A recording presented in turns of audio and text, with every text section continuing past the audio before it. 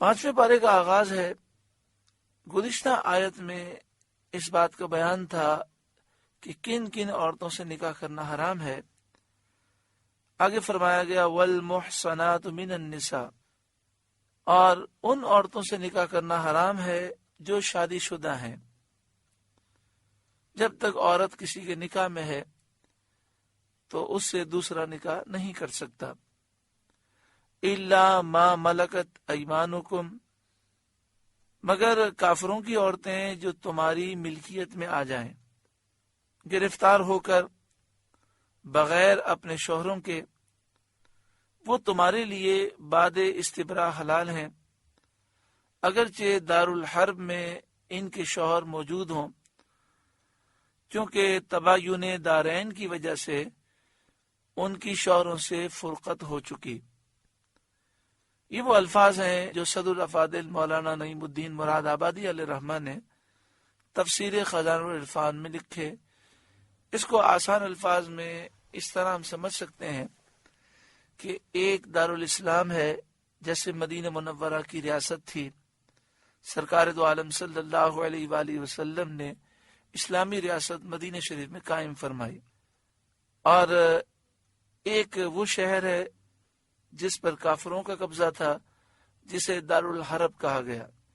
مثلا آپ اس زمانے میں حنین کو لے لیں، تو اب سوال یہ پیدا ہوا کہ حنین سے مسلمانوں نے جب جنگ کی تو وہاں عورتیں گرفتار ہوئیں اور وہ مدینہ شریف آئیں، تو ان عورتوں کے متعلق یہ سوال کیا گیا کہ ان کے جو شوہر ہیں وہ تو دارالحرب میں ہیں، کافر ملک میں ہیں۔ تو قرآن مجید فرقان حمید نے اس کی اجازت دی۔ کتاب اللہ علیکم، یہ اللہ کا نوشتہ ہے تم پر، اللہ تعالی نے تم پر مقرر فرمایا ہے، یہ اللہ کی طرف سے تم پر چیزیں فرض کی گئی ہیں۔ وَأُحِلَّ لَكُمْ مَا وَرَاءَ ذَلِكُمْ، اور ان کے سوا جو باقی عورتیں ہیں وہ تمہارے لیے حلال ہیں۔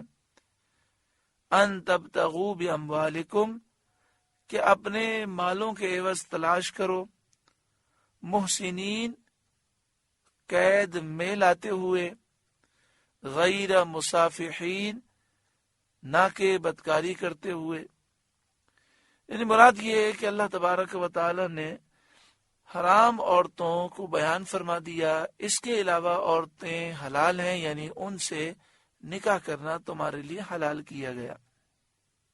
فَمَسْتَمْتَعْتُمْ بِهِ مِنْهُنَّ فَآتُوهُنَّ أُجُورَهُنَّ فَرِيضَةً، تو جن عورتوں کو نکاح میں لانا چاہو ان کے بندھے ہوئے مہر انہیں دو۔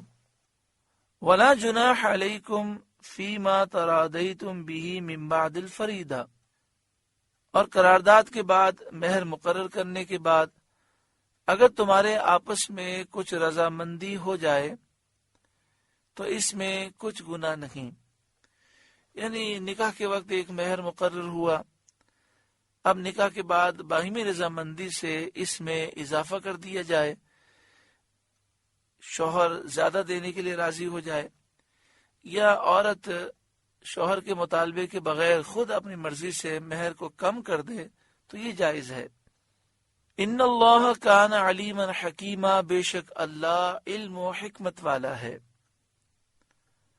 وَمَن لَّمْ يَسْتَطِعْ مِنْكُمْ طَوْلًا أَن يَنْكِحَ الْمُحْصَنَاتِ الْمُؤْمِنَاتِ، اور تم میں بے مقدوری کے باعث جن کے نکاح میں آزاد عورتیں ایمان والیاں نہ ہوں، فَمِمَّا مَلَكَتْ أَيْمَانُكُمْ مِنْ فَتَيَاتِكُمُ الْمُؤْمِنَاتِ، تو ان سے نکاح کرے جو تمہارے ہاتھ کی ملک ہیں، ایمان والی کنیزیں۔ مراد یہ ہے کہ آزاد عورت سے نکاح کرنا چاہیے، افضل و اعلیٰ یہی ہے، لیکن اگر کوئی شخص کنیز سے نکاح کرنا چاہے تو اس کی بھی اجازت ہے۔ ہاں، بہتر یہ ہے کہ جو آزاد عورت سے نکاح کرنے کی طاقت رکھتا ہے وہ کنیز سے نکاح نہ کرے، لیکن یہ پہلے ذکر کیا جا چکا کہ جب یہ قرآن پاک کا نزول ہوا تو اس وقت غلام اور کنیزوں کا رواج تھا، نبی اکرم صلی اللہ علیہ وآلہ وسلم نے ایک ایسا نظام قائم فرمایا اور لوگوں کو اتنی ترغیب آپ نے دلائی غلام آزاد کرنے کی کہ غلام آزاد ہوتے رہے، اور آج کے دور میں غلامی کا رواج نہیں ہے، نہ کنیزوں کا وجود ہے نہ غلاموں کا وجود ہے۔ تو اس زمانے میں جب کنیزیں ہوتی تھیں تو فرمایا گیا کہ آزاد عورت سے نکاح کرنا یہ افضل و اعلیٰ ہے، لیکن اگر کوئی کنیز سے نکاح کرنا چاہے تو بھی کر سکتا ہے۔ واللہ اعلم بایمانکم، اور اللہ تمہارے ایمان کو خوب جانتا ہے، بعدکم من بعد، تم میں ایک دوسرے سے ہے، فانکحوہن، تو ان سے نکاح کرو، یعنی اس میں کوئی شرم کی بات نہیں ہے۔ اگر ضرورتاً تم کنیز سے نکاح کرنا چاہتے ہو تو افضل تو یہی ہے کہ اس سے بچو، لیکن کرنا چاہتے ہو تو کر سکتے ہو۔ فانکحوہن باذن اہلہن، تو ان کنیزوں سے نکاح کرو ان کے مالکوں کی اجازت سے۔ اس سے معلوم ہوا کہ کنیز کو اپنے آقا کی اجازت کے بغیر نکاح کا حق نہیں، اسی طرح غلام کو بھی اپنے آقا کی اجازت کے بغیر نکاح کا حق حاصل نہیں۔ مگر پہلے یہ بات ابھی گزری کہ نہ اس دور میں پوری دنیا میں غلام ہیں اور نہ ہی کنیزیں ہیں۔ اگر کسی عورت کو یا کسی مرد کو اغوا کر لیا جاتا ہے اور اسے غلام یا کنیز قرار دیا جاتا ہے تو اس سے وہ کنیز یا غلام نہیں بنتے۔ وآتوہن اجورہن بالمعروف، اور حسب دستور ان کے مہر انہیں دو۔ محصنات، وہ عورتیں نکاح کی قید میں آنے والیاں ہوں، غیر مصافحات، گناہ کرنے والی نہ ہوں، ولا متخذات اخدان، اور پوشیدہ یار بنانے والی نہ ہوں۔ مفسرین فرماتے ہیں کہ غیر مصافحات سے مراد یہ ہے کہ اعلانیہ وہ عورتیں زنا نہ کریں، اور ولا متخذات اخدان سے مراد ہے چھپ کر زنا نہ کریں۔ مراد یہ ہے کہ ان کنیزوں سے نکاح کیا جائے جو جائز طریقہ ہے، کوئی غلط طریقہ اختیار نہ کیا جائے۔ فَإِذَا أُحْصِنَّ، جب وہ قید میں آ جائیں، یعنی وہ خواتین کنیزیں نکاح کر لیں اور شادی شدہ ہو جائیں، فَإِنْ أَتَيْنَ بِفَاحِشَةٍ فَعَلَيْهِنَّ نِصْفُ مَا عَلَى الْمُحْصَنَاتِ مِنَ الْعَذَابِ، پھر برا کام کریں تو ان پر اس سزا کی آدھی ہے جو آزاد عورتوں پر ہے۔ یعنی آزاد عورت جو غیر شادی شدہ ہو، وہ اگر زنا کرے تو اسے 100 کوڑے مارے جاتے ہیں۔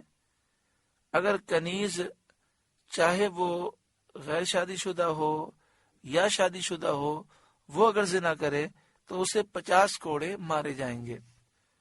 ذالک لمن خشی العنت منکم، یہ اس کے لیے جسے تم میں سے زنا کا اندیشہ ہے، یعنی کنیز سے نکاح اسے کرنا چاہیے جسے یہ اندیشہ ہو کہ میں کہیں گناہ میں مبتلا نہ ہو جاؤں۔ وَأَن تَصْبِرُوا خَيْرٌ لَكُمْ، اور صبر کرنا تمہارے لیے بہتر ہے۔ اگر کنیز سے نکاح نہ کرو تو یہ تمہارے لیے بہتر ہے۔ واللہ غفور الرحیم، اور اللہ بخشنے والا مہربان ہے۔